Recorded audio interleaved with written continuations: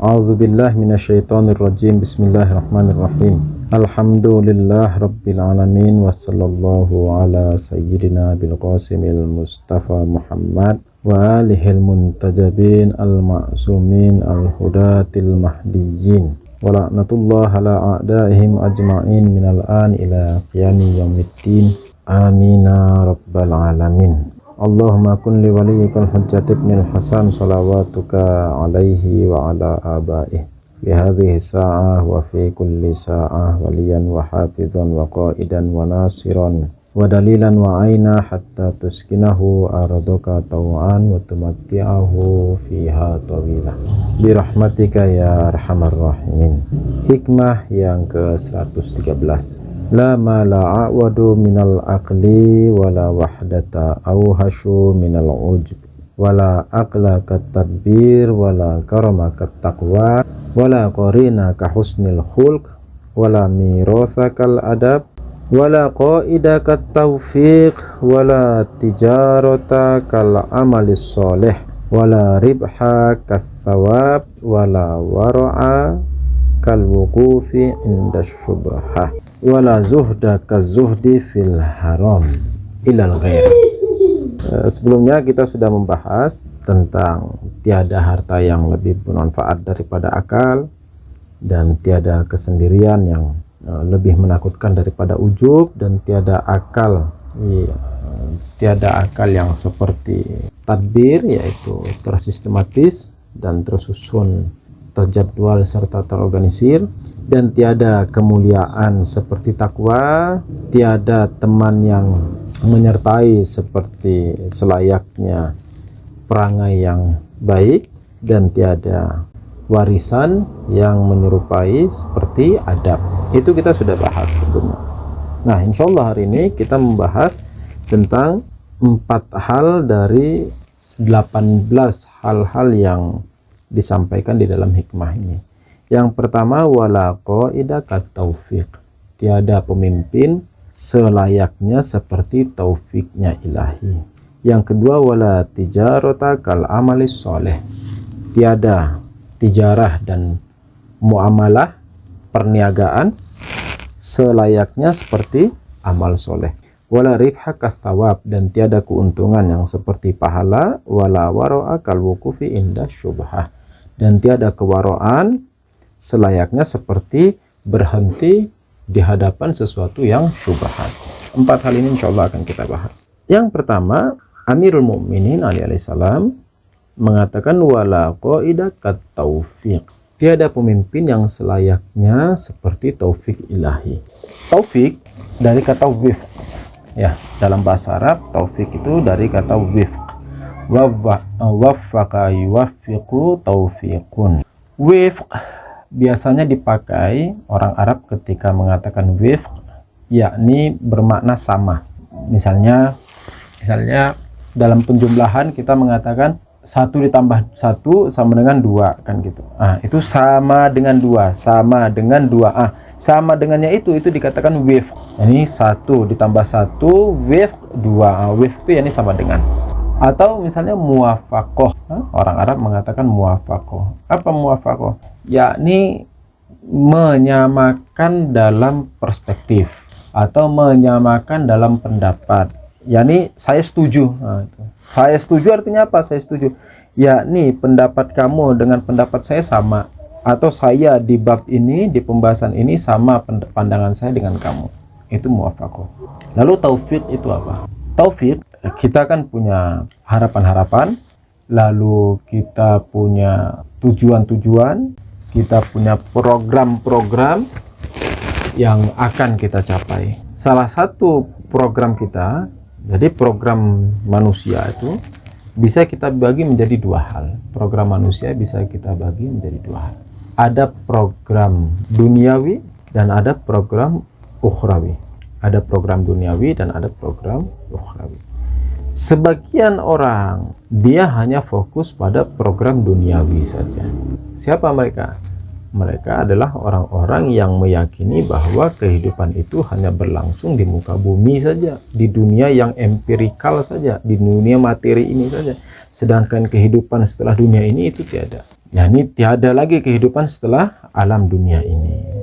Itu pandangan orang materialisme yang mengatakan sehingga karena kehidupan itu hanya berlangsung di dunia ini, maka segala upaya dalam mencari kebahagiaan, ketenangan, kenyamanan, kesempurnaan mereka akan habiskan untuk di dunia ini. Ini tinjauannya tinjauan duniawi. Namun ada pula sebagian orang selain tujuan duniawi, dia juga memiliki tujuan ukhrawi.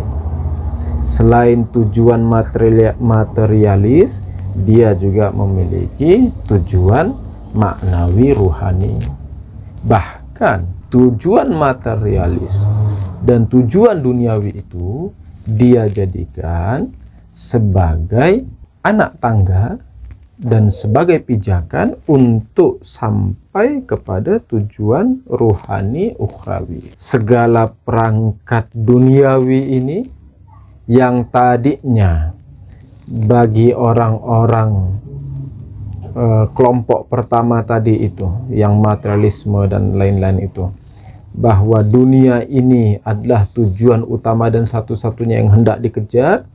Namun bagi kelompok kedua, mereka justru menganggap dunia ini betul kita punya tujuan duniawi benar, tetapi ini bukanlah tujuan akhir, ini bukanlah tujuan utama, ini bukan maksud utama kita hadir di dunia ini, melainkan tujuan-tujuan duniawi tadi itu dijadikan sebagai anak tangga, dijadikan sebagai batu lompatan untuk bisa sampai kepada tujuan rohani ilahi ukhrawi tadi. Contoh, bekerja. Tentu orang bekerja itu untuk mendapatkan penghasilan. Orang bekerja untuk menghasilkan pendapatan dalam kehidupan, kan begitu. Namun apakah itu menjadi tujuan utama atau justru sebaliknya? Ini merupakan tujuan antara, ini merupakan tujuan alat. Tujuan alat ini apa? Yakni tujuan yang kita pakai untuk bisa sampai kepada tujuan lain yang merupakan tujuan utama kita. Sehingga bagi kelompok yang pertama, bekerja itu adalah segalanya, sehingga dia harus menghabiskan semua energi untuk bekerja, lalu mendapatkan penghasilan, dan dia akan habiskan lagi untuk dunia.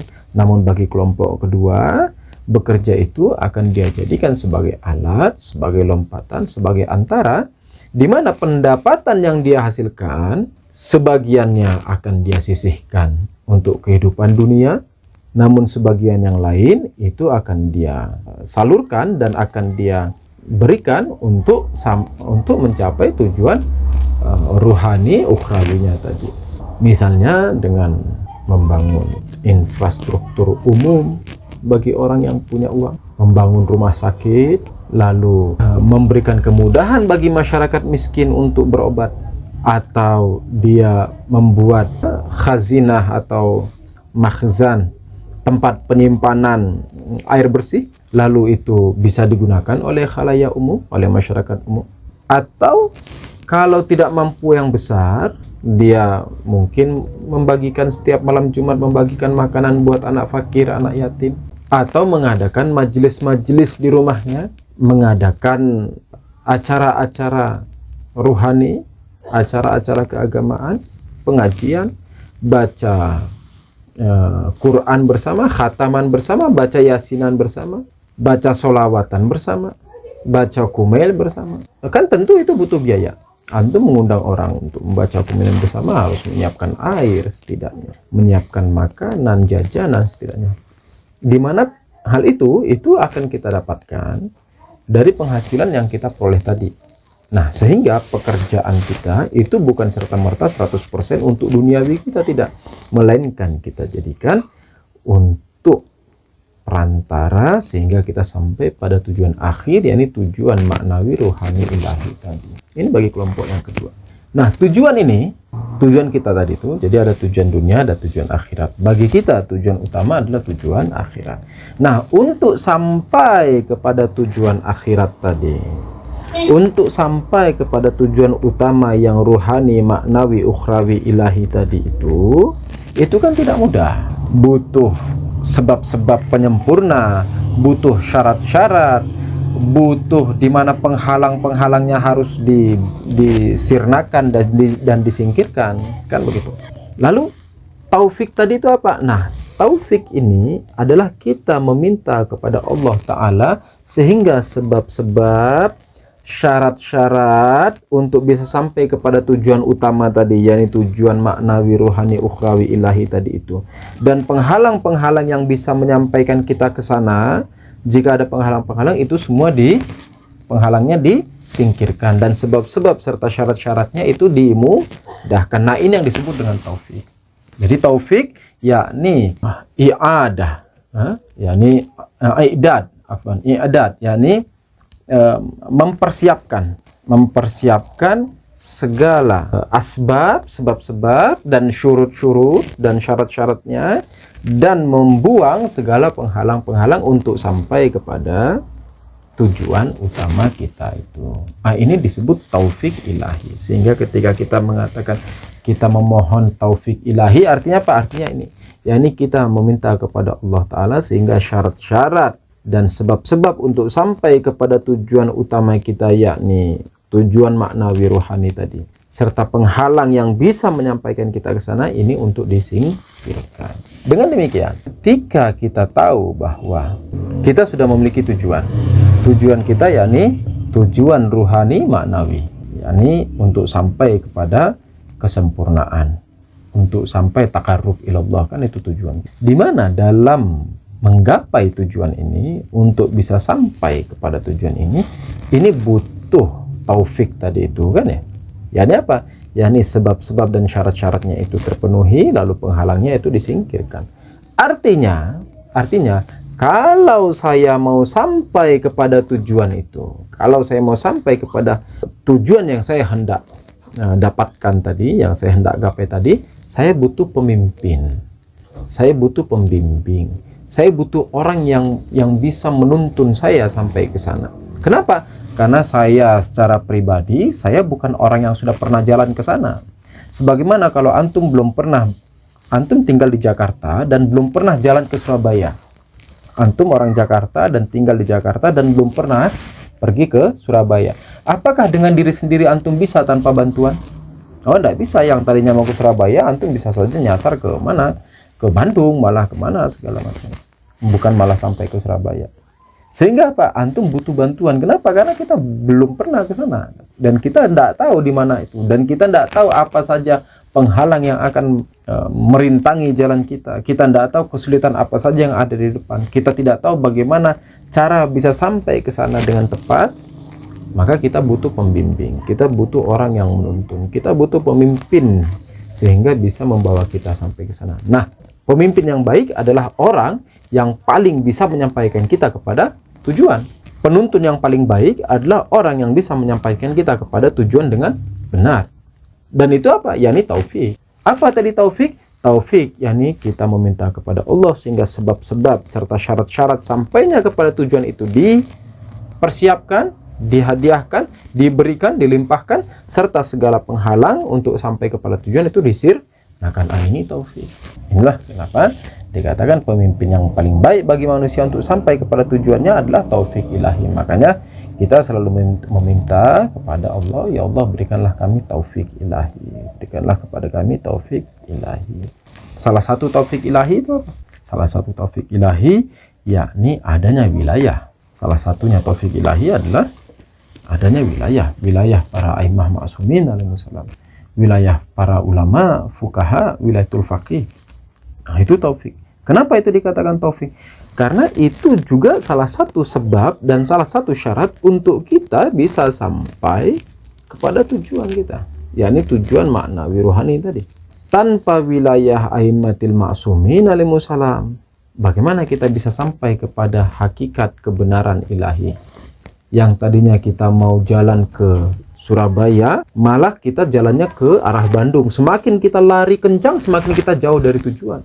Kenapa? Karena para ahlul bait alaihissalam ini yang tahu alamat, yang tahu lokasi, yang tahu Sherlocknya itu mereka. Maka kita harus merujuk kepada mereka. Setelah mereka di dalam masa kegaiban, maka dilimpahkan kepada para ulama. Kenapa? Para ulama inilah mereka pewaris para anbiya. Al ulama warasatul anbiya. Para ulama, para fuqaha, sehingga wilayah para fuqaha itu adalah taufik dari Allah Ta'ala. Kalau kita meminta taufik dari Allah Ta'ala, maka ikuti jalan para ulama ini, jalan wilayatul faqih ini. Semakin kita berpegang teguh kepada wilayatul faqih, kepada wilayah para ulama, maka sedemikian juga kita bisa sampai kepada tujuan yang hendak kita capai, yakni tujuan rohani maknawi tadi. Itu satu. Yang kedua, wala tijarata kal amalis soleh. Tiada perniagaan yang selayaknya seperti amal soleh. Orang di dalam berniaga itu, perniagaan kan selalu terjadi dua arah kan ya. Tidak ada perniagaan satu arah, itu tidak ada. Perniagaan itu terjadi dua arah, yakni ada penjual, ada pembeli, ada penawar, ada si penawar, dan ada yang ditawari. Jadi ada penawar itu yakni si pembeli, dan ada si penjual yang kita tawar, yang kita menawar harga dari. Di dalam perniagaan, di dalam muamalah dua arah itu, tentunya baik dari sisi penjual maupun dari sisi pembeli itu hendak mencari keuntungan. Perniagaan dua arah itu kan, kita katakan perniagaan itu dua arah. Mau dari sisi penjual ataupun dari sisi pembeli, itu mau mencari keuntungan. Si pembeli membeli sesuatu dari si penjual untuk mendapatkan keuntungan, dan si penjual menjual sesuatu kepada si pembeli juga untuk mendapatkan keuntungan. Contoh, Yusuf mau membeli baju dari Pak Rahmat. Yusuf mau membeli baju dari Pak Rahmat. Di sini Pak Rahmat sebagai penjual baju, Yusuf sebagai pembeli baju. Nah, Pak Rahmat menjual baju kepada Yusuf untuk mendapatkan apa? Mendapatkan keuntungan. Keuntungannya apa? Ini berupa uang kan. Seandainya modalnya Pak Rahmat itu 100.000 kemarin beli baju, maka hari ini dijual kepada Yusuf harganya 120.000, keuntungannya 20.000. Ini keuntungan dari sisi Pak Rahmat. Yusuf apa keuntungannya? Yusuf keuntungannya, Yusuf membutuhkan baju itu, dimana kalau dia beli baju kepada yang lain mungkin harganya lebih mahal, tetapi dengan beli kepada Pak Rahmat harganya itu sesuai, dan baju yang diharapkan juga bisa didapatkan. Itu keuntungan bagi Yusuf. Sehingga keuntungan bermacam-macam, tergantung persepsi orangnya. Dari sisi penjual keuntungannya berupa uang, mungkin dari sisi pembeli keuntungannya berupa kenyamanan dan ketertarikan terhadap barang yang dibeli mungkin. Makanya bisa saja seseorang membeli sebuah alat, membeli sebuah barang yang mungkin dari sisi kesesuatuannya itu mungkin ini dia contoh perangko misalnya. Perangko dari sisi keperangkoannya orang ya paling harganya 1.000 2.000 kan begitu. Tapi ada orang yang berani membeli perangko sampai harganya 5 juta, 7 juta, 10 juta. Kenapa? Ternyata dari tinjauan yang lain bahwa perangko ini usianya sudah 200 tahun. Saya sebagai pembeli, apa keuntungan bagi saya? Saya bukan karena membeli itu harganya 200, saya membeli perangko yang harusnya saya beli 2.000, lalu saya membeli dengan 5 juta 10 juta, itu kan tidak untung. Oh iya, dari sisi uang saya tidak untung, tapi dari sisi kenyamanan, dari sisi saya memang butuh itu, dan dari sisi saya sebagai pengoleksi barang-barang antik, itu keuntungan bagi saya. Dan begitu pun si penjualnya, dari sisi si penjualnya dia mendapatkan keuntungan berupa uang. Jadi keuntungan itu bisa berupa uang atau bisa berupa apa saja, tergantung persepsi dari kita masing-masing. Nah, artinya dalam jual beli orang selalu mencari keuntungan. Lalu kalau begitu, tujuan yang mau dicapai dalam jual beli tentu adalah keuntungan tadi. Pertanyaannya, apakah kita di dalam kehidupan nih, ini kan kehidupan kita keluar rumah membeli beras, membeli sayur, membeli ikan, semua penuh dengan perniagaan. Nah, dalam hal yang sekecil itu saja terjadi perniagaan, yang menjadi pertanyaan, apakah di dalam hidup kita ini, yakni kehidupan saya ini, yakni hidupnya Yusuf ini, itu juga adalah perniagaan atau bukan? Oh iya, hidupnya Yusuf ini adalah perniagaan. Sehingga di dalam riwayat dikatakan jangan pernah kau jual dirimu lebih murah daripada harganya lebih murah daripada jannah, surga. Jangan pernah kita menjual diri kita lebih murah daripada surga. Nah, ya, ini kehidupan ini perniagaan. Kita sebagai penjual dan Tuhan sebagai pembeli. Kita sebagai penjual dan Tuhan sebagai pembeli. Lalu apa yang kita mau jual? Ingat bahwa di dalam perniagaan, tujuan utama orang berniaga, tujuan utama orang melakukan jual beli itu untuk mencari keuntungan.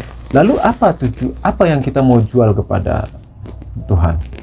Banyak hal yang kita bisa jual. Namun penjualan kita kepada Tuhan itu berdasarkan keuntungan yang kita mau capai. Sebagaimana di pasar, antum lihat satu orang dia bisa menjual berbagai macam. Ada satu orang nih, orang yang sama, dia sekaligus menjual baju, dia sekaligus menjual singlet, baju dalam ya nih, dia sekaligus menjual topi, dia sekaligus menjual peci, dia sekaligus menjual sarung tangan, dia sekaligus menjual kaos kaki. Dia jual semua. Tetapi coba lihat per item dan per jenis dan per sesuatu yang dia jual, itu akan ada keuntungan yang berbeda-beda. Mungkin kalau dia menjual kaos kaki, keuntungannya hanya mungkin 100-200. Kalau dia menjual sarung tangan, mungkin keuntungannya 300-400. Dia menjual peci, topi, mungkin keuntungannya 500-1000. Tapi kalau dia jual baju, mungkin keuntungannya bisa 10.000, 20.000. Nah, lihat. Artinya, besar keuntungan itu berdasarkan apa yang kita jual. Nah, sekarang dalam kehidupan kita ini adalah juga perniagaan, kita sebagai penjual dan Tuhan sebagai pembeli. Kalau tujuan kita itu mau sesuatu yang besar, maka yang kita jual juga harus besar. Tapi kalau tujuan kita keuntungannya itu kecil, maka tidak harus jual yang besar. Hazrat Amir alaihissalam, Imam alaihissalam mengatakan, kalau kau mau punya tujuan, maka keuntunganmu itu tadi, maka ambillah keuntungan itu pahala. Kenapa? Karena pahala sesuatu yang besar. Nah, untuk mendapatkan pahala ini, apa yang harus kita lakukan? Apa yang harus kita jual? Kalau kita katakan bahwa untuk mendapatkan keuntungan ini, maka yang dijual ini. Kalau mau keuntungan itu, maka yang dijual itu. Kalau mau keuntungan yang fulan, maka dijual di fulan. Nah, sekarang untuk mendapatkan keuntungan yang pahala, apa yang saya harus jual? Hazrat Amir alaihissalam mengatakan, kalau kau mau keuntungannya itu pahala, maka yang kau jual adalah amal soleh. Kalau yang kau maukan adalah pahala, maka yang kau jual adalah amalan soleh. Allah Ta'ala mengatakan, berfirman, A'udzubillahi minasyaitonirrajim, Inna rahmatullah qaribun minal muhsinin. Sesungguhnya rahmat Allah itu dekat bagi orang-orang yang berbuat baik. Muhsin, yakni orang-orang yang berbuat baik. Suatu kali seorang sahabat lagi bertawaf di dekat Ka'bah, lalu melihat ada seseorang yang sedang bermunajat. Ketika dia dekati, dia lihat ternyata Imam Sajjad alaihissalam. Dia lihat Imam Sajjad begitu khusyuk berdoa. Lalu dia bingung, dia bilang, Imam, kenapa kau sampai demikiannya berdoa kepada Allah Ta'ala? Bukannya engkau ini keturunan Nabi, dan bukannya engkau ini orang yang suci? Lalu Imam Sajjad alaihissalam mengatakan bahwa keturunan itu tiada jaminan. Keturunan itu tiada jaminan. Artinya bisa saja seseorang, sekalipun dia keturunan seseorang yang mulia, namun dia tidak lulus dan justru melakukan permaksiatan, dan itu banyak. Lalu dikatakan, bukankah Tuhan itu maha maaf, dan bukankah Allah Ta'ala itu akan memberi syafaat? Dikatakan iya benar. Imam Sajjad alaihissalam mengatakan iya benar, tetapi syafaatnya itu bagi orang-orang yang diridhoi. Nah, aku berdoa, Imam Sajjad alaihissalam mengatakan, aku berdoa karena ada poin ketiga tadi. Dikatakan apa? Yaitu inna rahmatullah qaribun minal muhsinin, bahwa rahmat Allah Ta'ala itu dekat kepada orang-orang yang berbuat baik. Artinya beliau berdoa, ya Allah, jadikan aku termasuk orang-orang yang muhsinin, termasuk orang-orang yang berbuat baik. Tentu beliau adalah orang-orang yang berbuat baik, bahkan beliau adalah Sayyidul Muhsinin, beliau adalah pemimpinnya para orang-orang baik. Lalu untuk apa beliau demikian? Untuk mengajarkan kepada kita bahwa jangan sekali-sekali kita mengandalkan nasab, bahwa oh saya ini anak fulan, bapak saya ustaz, bapak saya kiai, saya sayyid, saya non sayyid, fulan. Nasab itu tidak berlaku apapun. Atau kita mengatakan, oh nanti kakek saya akan memberi syafaat, bapak saya akan memberi syafaat, fulan. Syafaat itu hanya berlaku bagi orang-orang yang diridhoi. Syafaat itu tidak berlaku bagi nasab, bahwa oh karena saya sayyid maka saya bisa memiliki hak syafaat seenaknya saja. Oh enggak. Syafaat itu ada syarat-syarat yang diberlakukan. Tidak semua orang bisa memberikan syafaat, bahkan sekalipun dari keluarga Nabi sekalipun Shallallahu Alaihi Wasallam. Ya, ini ada syarat-syarat yang dipenuhi di mana seseorang layak memberikan syafaat. Lalu bagaimana? Dikatakan inna rahmatullah qaribun minal muhsinin, bahwa rahmat Allah Ta'ala itu dekat bagi orang-orang yang berbuat baik. Kuncinya apa? Kita berbuat baik. Mau keluarga mau keluarga dari keluarga sayyid ataupun bukan keluarga sayyid, dari keluarga raja ataupun bukan keluarga raja, dari suku Minang maupun suku Batak maupun suku Jawa maupun suku Sunda maupun Papua dan sebagainya. Mau dari suku apa saja. Yang dilihat bukan dari kesukuan, bukan bahwa suku Jawa lebih mulia daripada suku Batak, atau suku Batak lebih mulia dari suku Papua, atau suku Papua lebih mulia daripada suku Sulawesi. Tidak. Suku Bugis dan sebagainya. Tidak ada kemuliaan dari sisi itu di mata Allah. Tetapi orang yang berbuat baik itulah yang berhak mendapat rahmat Allah Ta'ala. Dikatakan di dalam ayat yang lain, Allah Ta'ala mengatakan man amana billah wal yaumil akhir, barang siapa yang beriman kepada Allah Ta'ala dan beriman kepada hari akhir, maka falahum man amana billah wal yaumil akhir wa amila sholihan falahum ajruhum inda rabbihim wala khaufun alaihim wala hum yahzanun. Dikatakan barang siapa yang beriman kepada Allah Ta'ala dan hari akhir dan berbuat baik. Ada dua syarat. Dikatakan man amana billah wal yaumil akhir. Yang pertama syarat keimanan. Siapa saja yang beriman kepada Allah Ta'ala, tauhid kan ya, wal yaumil akhir kan, tauhid tuh, usuluddin. Tetapi ada syarat kedua, yaitu wa amila solihan, dan dia juga beramal soleh. Jadi hanya iman saja tidak cukup. Iman dan amal, iman dan amal. Tidak bisa hanya beriman saja. Oh, saya hanya beriman tapi saya tidak berbuat baik. Tidak bisa. Iman dan amal ini satu kesatuan yang utuh, seperti dua mata uang. Antum tidak bisa bilang uang tapi hanya satu sisi saja. Uang yakni dua sisi mata uangnya itu. Iman dan amal. Kalau memiliki dua ini, iman kepada Allah Ta'ala dan hari akhir, dan juga beriman kepada dan juga beramal soleh, falahum ajruhum inda rabbihim, maka inilah falahum ajruhum inda rabbihim, maka pahala mereka itu di sisi Tuhannya. Wala khaufun alaihim wala hum yahzanun, mereka tidak takut dan mereka tidak akan bersedih. Kenapa? Karena pahala mereka itu ajarnya apa? Ini pahalanya itu ajarnya yakni pahala, yakni upah mereka tadi itu, yakni keuntungan yang mereka mau dapatkan itu yakni pahala tadi. Nah, dikatakan wala tijarata kal amal, tiada perniagaan yang seperti amal soleh, wala ribha kas sawab, dan tiada keuntungan yang seperti pahala. Ini kita sudah bahas.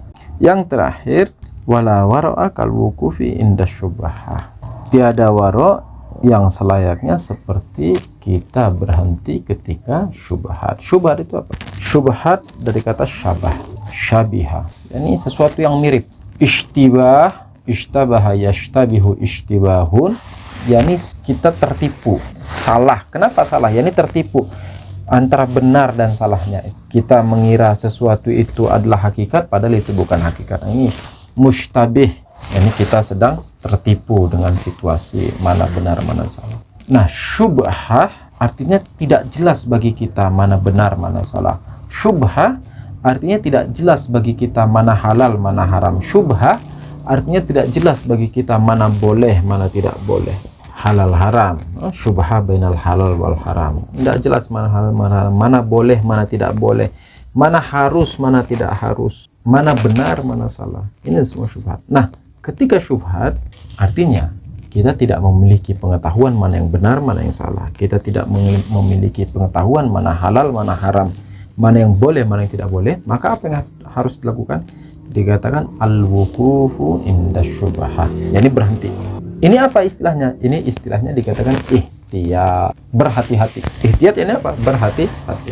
Sehingga ketika kita tidak tahu, misalnya contoh ini suatu problem besar di mana kita tidak tahu boleh melakukan ini atau enggak, atau misalnya di sini ada pergejolakan antara satu kelompok dengan kelompok yang lain, kita tidak tahu mana yang harus diikuti, mana yang harus dibela.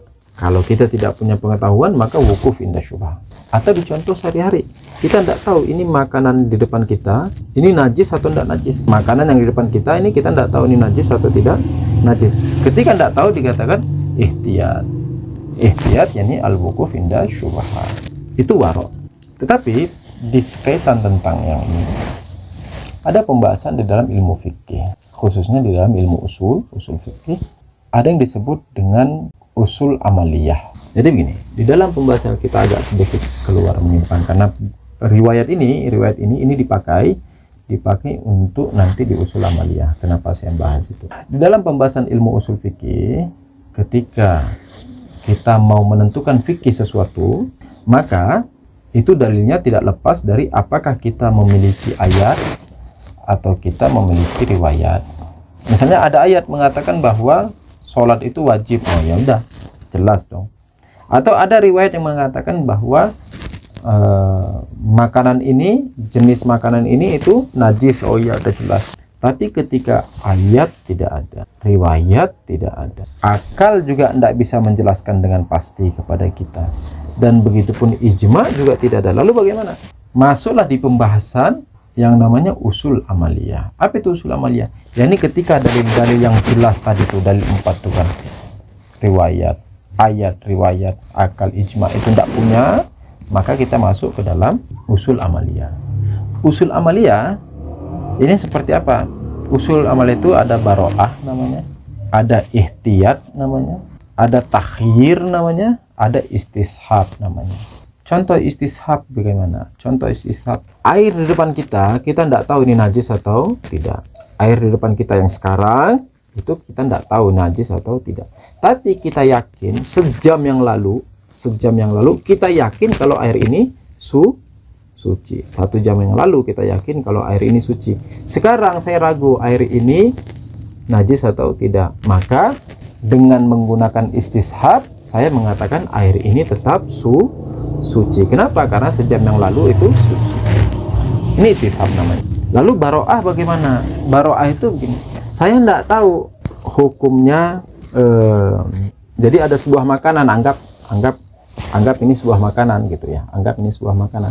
Saya tidak tahu ini hukumnya halal atau haram, dan saya tidak punya ayat, saya tidak punya riwayat juga, saya tidak, hukum akal juga nggak nyampe, dan ijma juga tidak ada. Akhirnya saya tidak tahu ini makan ini halal atau haram makanan ini, dan tidak ada hukum pertamanya. Seperti istishab tadi kan ada hukum pertama, itu sebelumnya suci, lalu bagaimana. Ini tidak ada hukum pertamanya.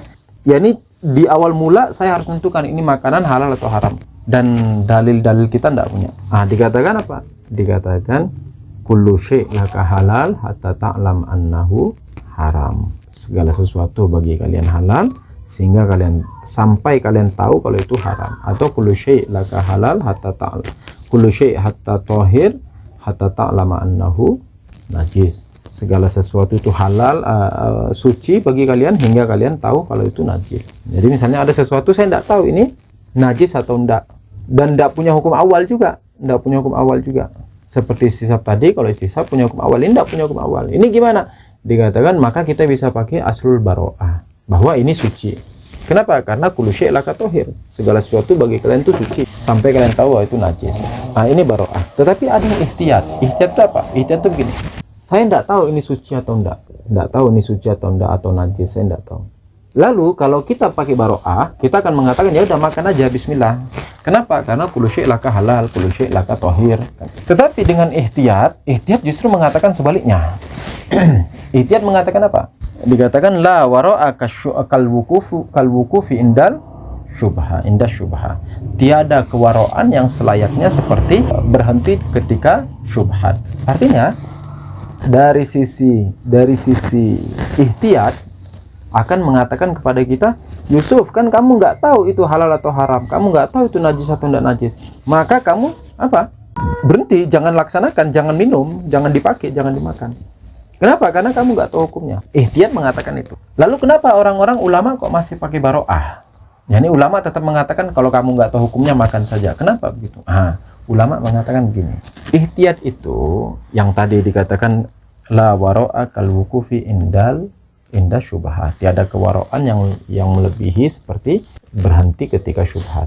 Ulama mengatakan gini, ihtiyat itu bagus, tetapi tidak wajib. Artinya apa?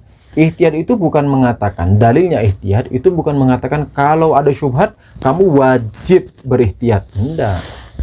Banter-banter itu dikatakan la waro'a kal wuqufi inda syubhat. Tiada kewaroan yang selayaknya seperti berhenti ketika syubhat. Waro artinya apa? Yani kalau kita melakukan ihtiyat, maka kita akan sangat waro. Yani sangat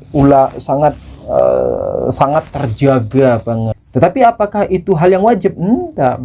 Sehingga ulama mengatakan karena dia bukan sesuatu yang wajib, maka kita tidak bisa mengatakan semuanya harus ihtiyat.